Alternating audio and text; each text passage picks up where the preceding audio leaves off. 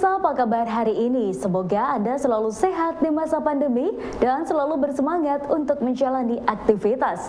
Bagi pemirsa yang harus tetap bekerja di luar rumah, jangan lupa untuk menggunakan masker. Hari ini, program Berita News Point hadir menjumpai Anda bersama saya, Khairunisa. Selama 30 menit ke depan, News Point akan menyajikan berita terbaru seputar Universitas Brawijaya dan Malang Raya. Jangan kemana-mana, keep on our channel News Point.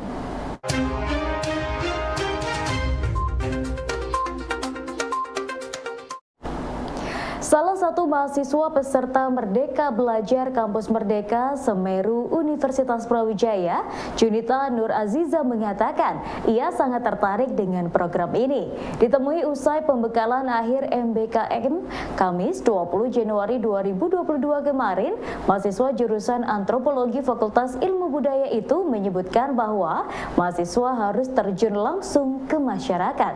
Junita pada program ini mendaftar untuk Town Watching, yakni pemetaan daerah rawan bencana. Menurutnya tema ini menarik dan ia dapat memperoleh ilmu-ilmu baru. Karena memang ikut programnya, saya juga tertarik karena sebelumnya ini sangat menarik ya.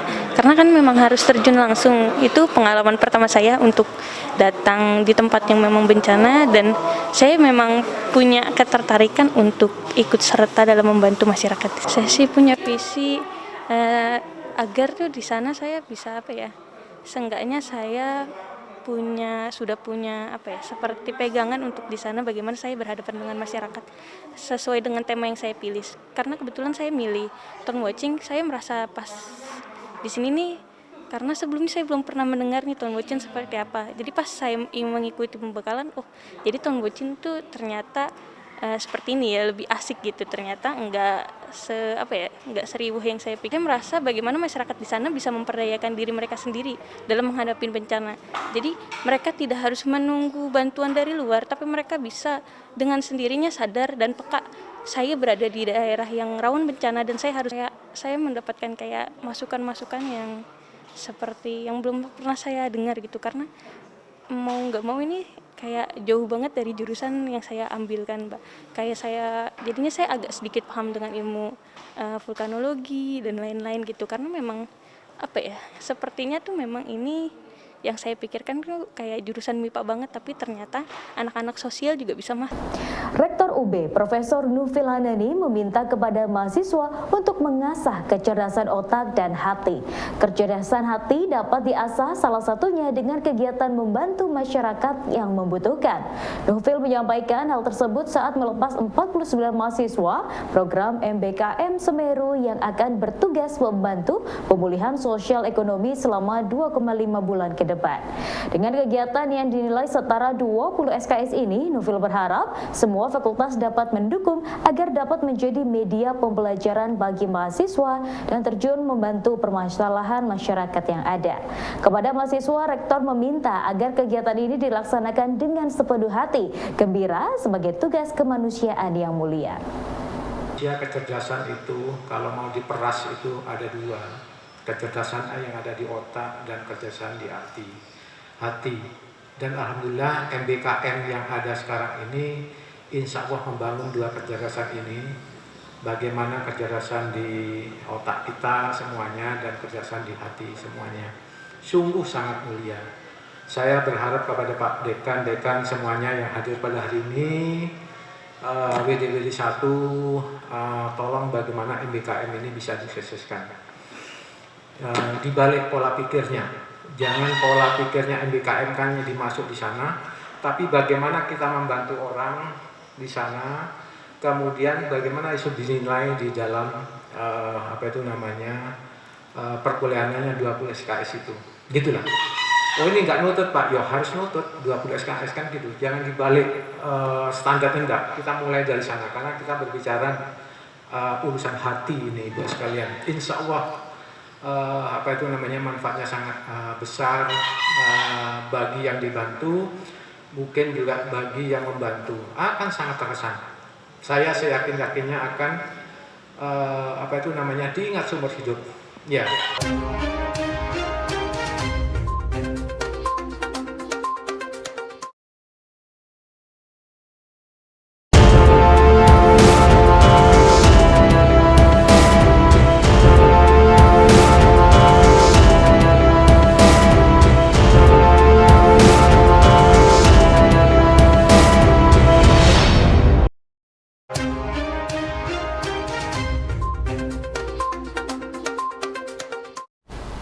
Menteri Keuangan Sri Mulyani Indrawati akan menggunakan sebagian dana dari Program Pemulihan Ekonomi Nasional tahun 2022 untuk pembangunan dan pemindahan ibu kota negara baru di tahap awal. Kebijakan ini menurut staf khusus Kementerian Keuangan, Profesor Chandra Fajri Ananda, yang juga guru besar Fakultas Ekonomi dan Bisnis Universitas Brawijaya, dilakukan karena di dalam UU APBN regulasi tentang IKN belum masuk, sehingga diperlukan sumber dana yang bisa dipakai untuk pembiayaan pemindahan ibu kota negara. Anggaran PEN digunakan karena pembangunan IKN memang diharapkan juga bisa menumbuhkan satu pusat ekonomi baru sesuai dengan prinsip pemulihan yang ada di anggaran tersebut. Chandra mengatakan proyek ini bukanlah proyek 1 tahun, namun masih panjang perjalanannya, sehingga harapannya dana non-APBN bisa masuk setelahnya, namun di tahap awal memang harus menggunakan APBN yang dalam hal ini anggaran PEN. Sebenarnya kan itu udah jadi undang-undang ya, ibu kota negara. Nah, setelah diperundangkan memang seharusnya udah bisa masuk di dalam APBN. Jadi kan setelah ada undang-undangnya baru bisa dibiayai lah, kasarnya gitu. Okay.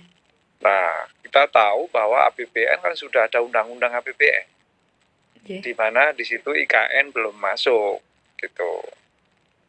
Nah, karena IKN belum masuk, maka diperlukan sumber dana yang bisa dipakai untuk pembiayaan ibu kota negara. Nah, salah satunya yang bisa itu adalah PEN, gitu ya. Okay. Nah, karena PEN itu terkait dengan pemulihan, bisa jadi juga pembangunan IKN itu memang diharapkan bisa menumbuhkan satu pusat pertumbuhan ekonomi yang baru. Yang kedua, memang fokusnya di awal IKN itu lebih banyak ke infrastruktur pendukung ekonomi. Okay. Nah, sehingga memang nggak mungkin dibiayai oleh swasta. Jadi memang harus pemerintah yang membiayai. Sehingga dalam situasi yang semacam itu, ya penggunaan dana PEN bisa diterima. Walaupun mestinya memang ada pos khusus tersendiri untuk IKN. Nah, saya kan IKN ini udah diundangkan setelah Undang-Undang APBN selesai. Okay. Kira-kira gitu, Mbak. Oh, iya.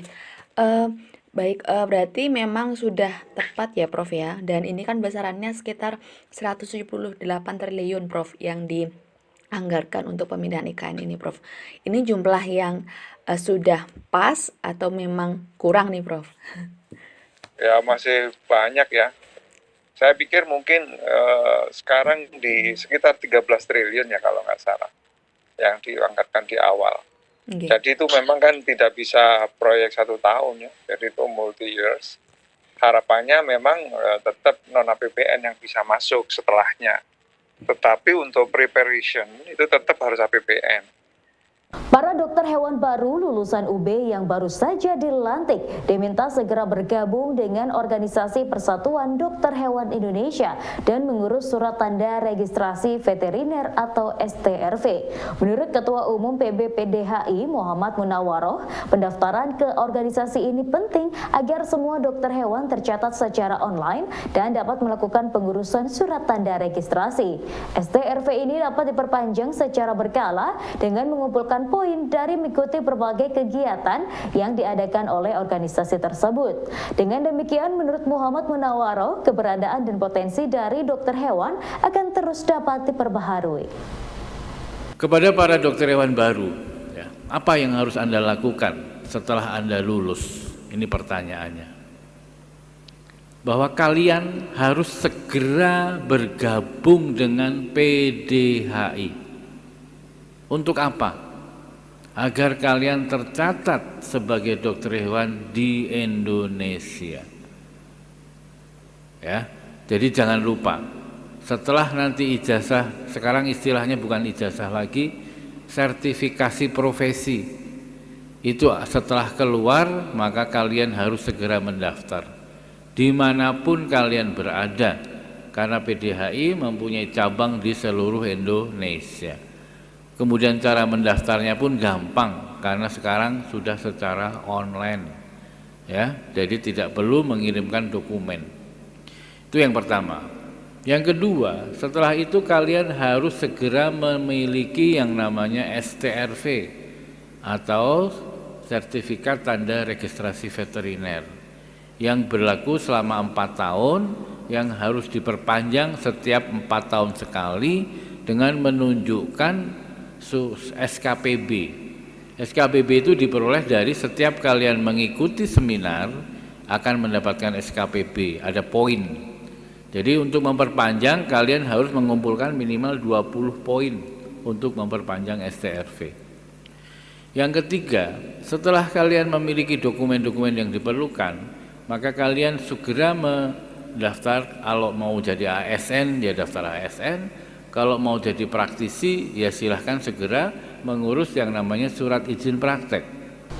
Pandemi yang membuat banyak warga berdiam diri di rumah menjadi berkah bagi wirausaha di bidang pet animal.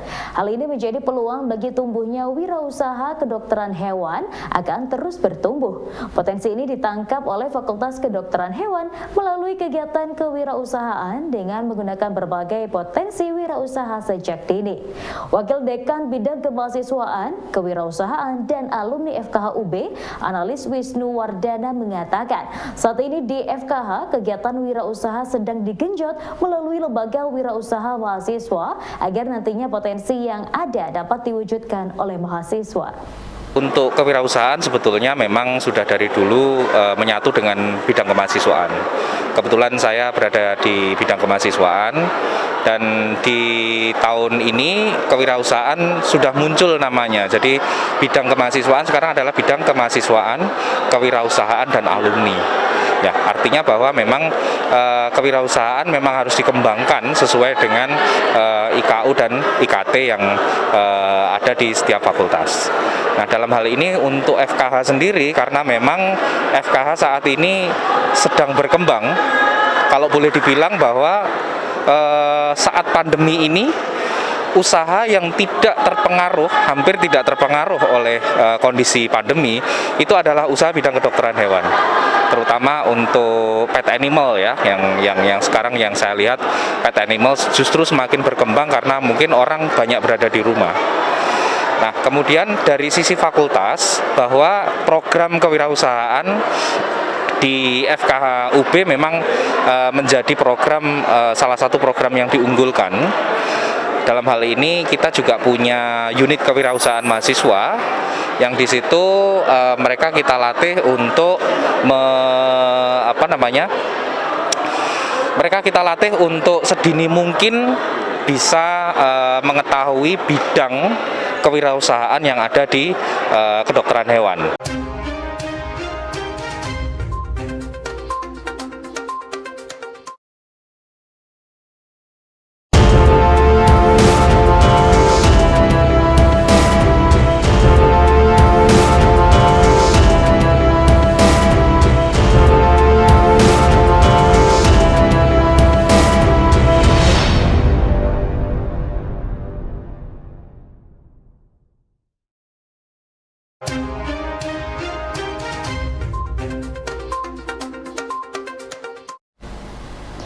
Badan Inkubasi dan Inovasi Wirausaha yang berubah menjadi Direktorat Inkubasi Inovasi Bisnis sesuai ketentuan PTNBH saat ini memiliki 4 lini hilirisasi bisnis yang terintegrasi.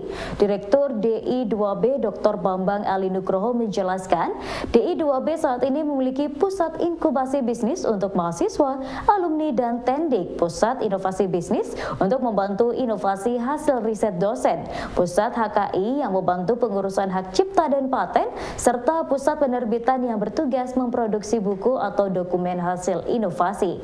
Dengan layanan yang terintegrasi ini, Bambang menyebutkan tahun 2022 pihaknya optimis dapat melakukan inkubasi dan inovasi yang lebih banyak sebagai salah satu indikasi dalam pemeringkatan perguruan tinggi. Selain itu, hasil dari inovasi tersebut diharapkan dapat segera dihilirisasi dalam bentuk produk massal yang bermanfaat bagi masyarakat.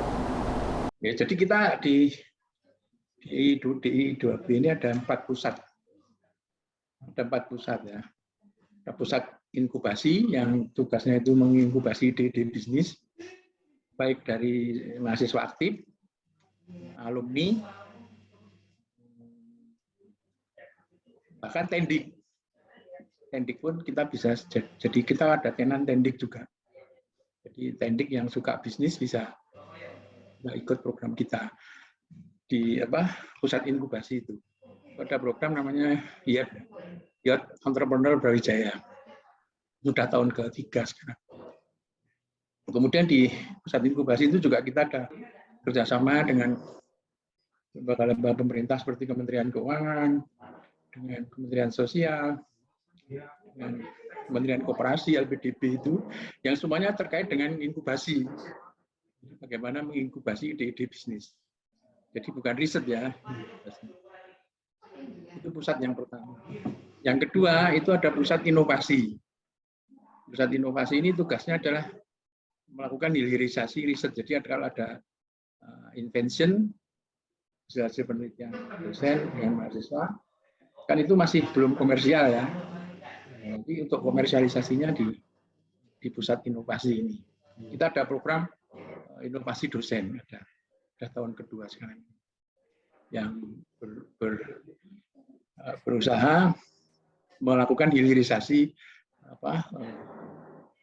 hasil-hasil riset di perguruan tinggi. Jadi tidak hanya memiliki paten, tapi kalau bisa komersial gitu loh.